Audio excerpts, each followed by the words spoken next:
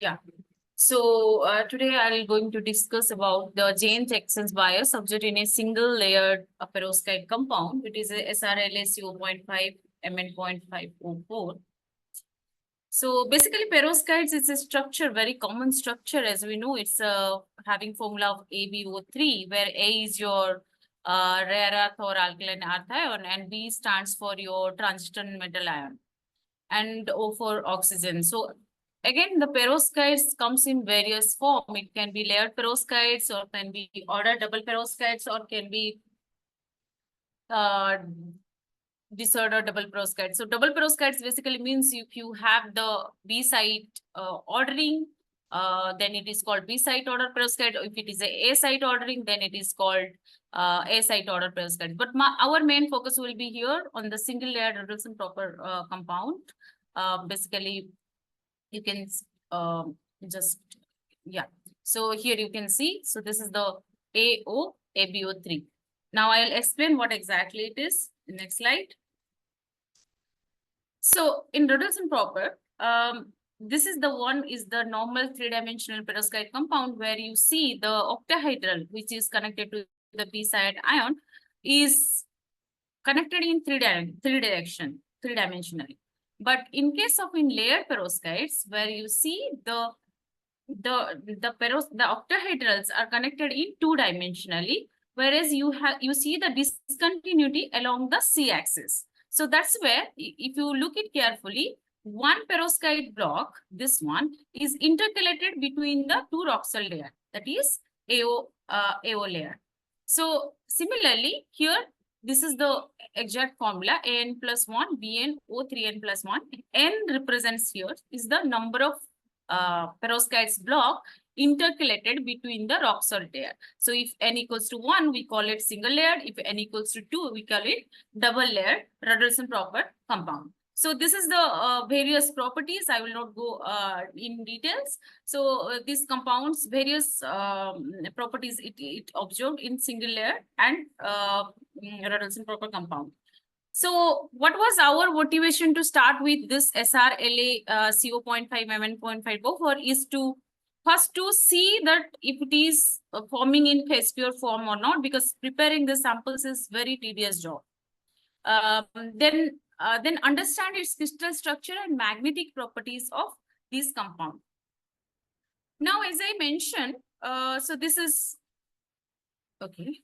So if you see here, this SrLaCo0.5Mn0.5O4. Now, if you look at the perovskite version of this, we can see.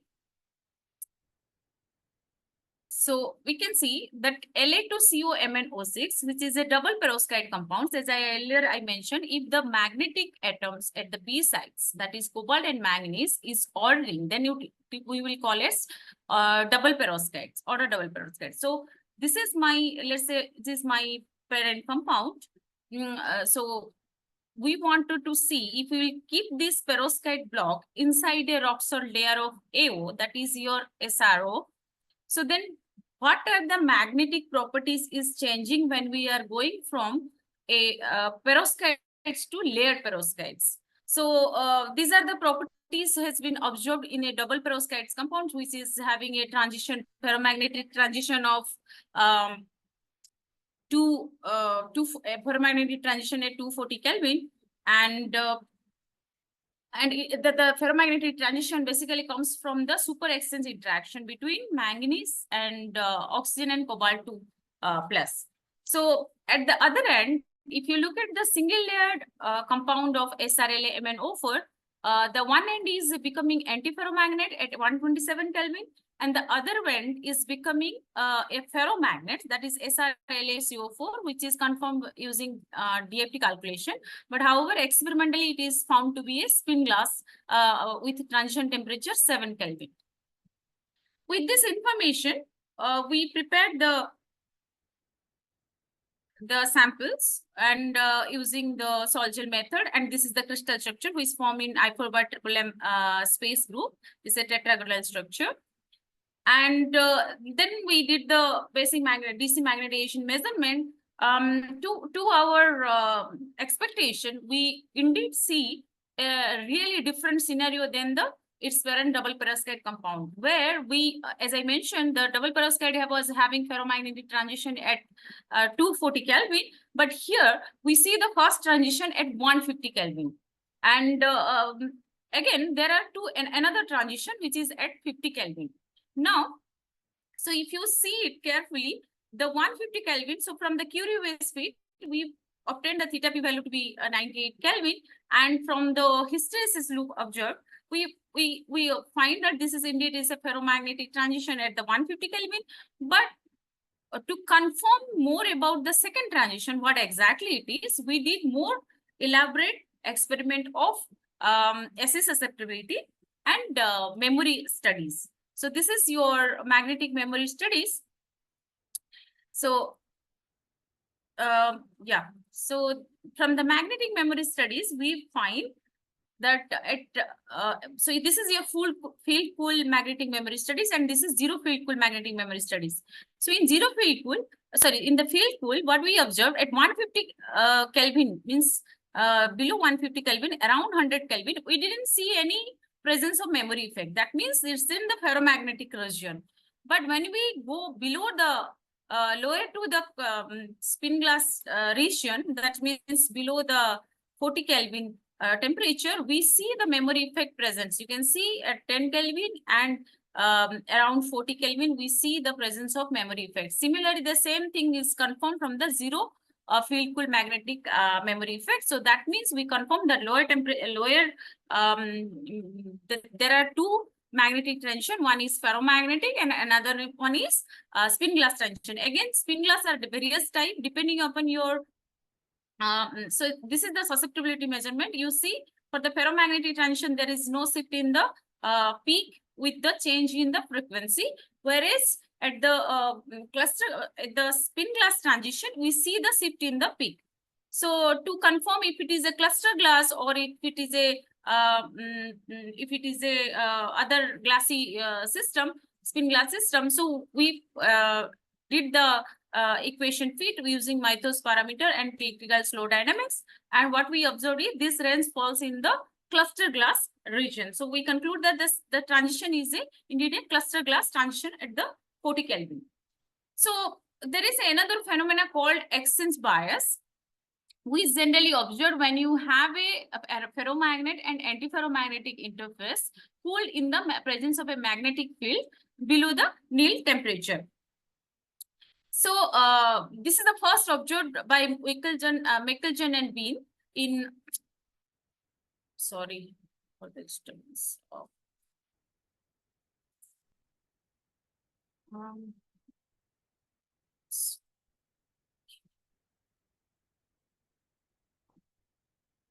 yeah. So so in the this paper by Michelson and Bean, so they observed there's a large shift in the hysteresis loop, which is the name is exchange bias later stage. So this kind of exchange bias can be observed at various interface. It can be ferromagnet and ferrimagnet. It can be antiferromagnet and ferrimagnet. So these are the various system it has been already observed. Now our thing was, we also find a shift in hysteresis loop when we cooled in the presence of magnetic field.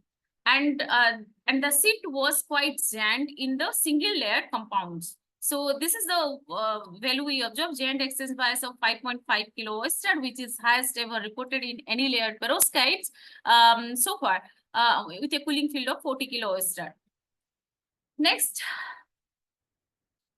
and if you compare with the parent, similar parent compound of SrLaCo0.5Mn0.5O4, the exchange bias found in layer system is found to be 10 times greater than the value reported.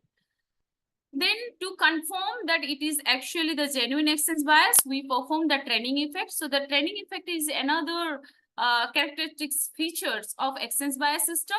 So basically you repeat the cycle with number of cycles, you see the change with the repeat of number of cycles of hysteresis loop, you will see that there is a decrease in exchange bias. So this is called training effect, and this is very important for the polycrystalline sample to clarify that it is not coming from the Maillard loop effect. So this is what we observed. And again, this training effect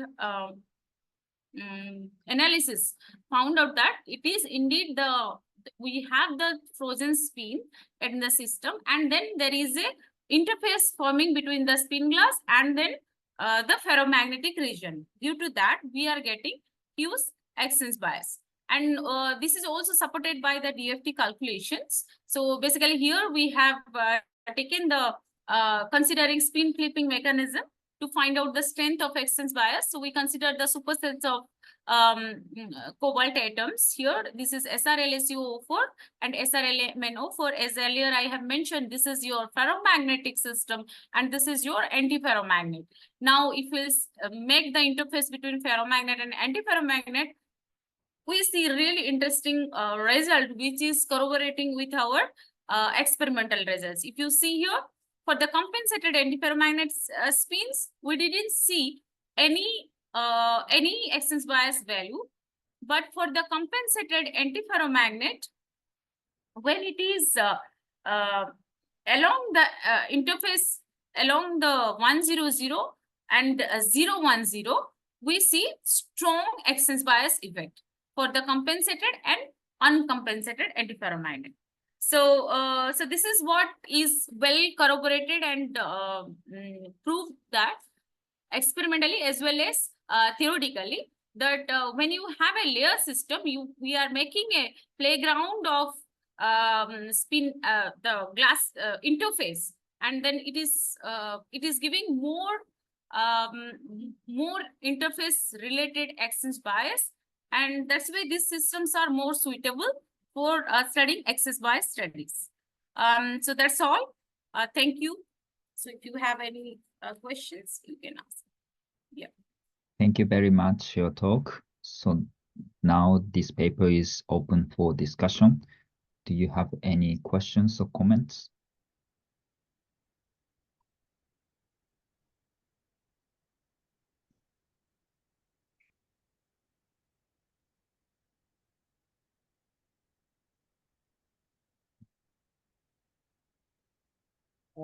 Hi. Hello. Yeah. So I wanted to ask you if that when you're talking about layered structures, are you talking about the bulk structure to be a layered structure, or you're talking about thin films on top of one? No, I'm talking about the bulk. So yeah, so it's the bulk So, system which is layered. Yeah.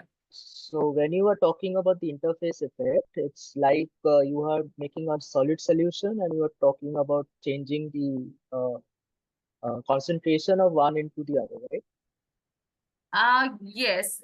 So basically we are taking 50%. Like if you look at this layer structure here, so at the B side you have 50% of cobalt and 50% of manganese.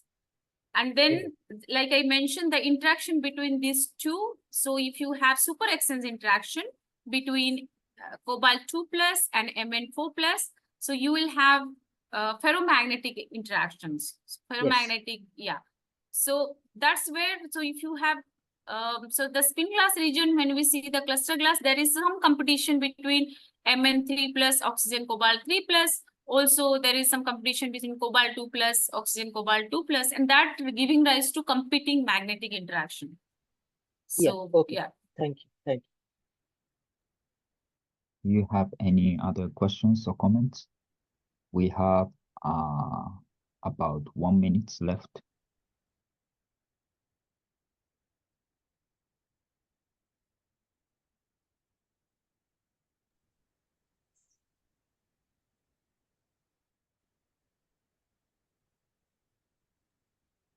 So the time is limiting, so we will move on to the next speaker. So thank you very much, Ranjana. Thank you.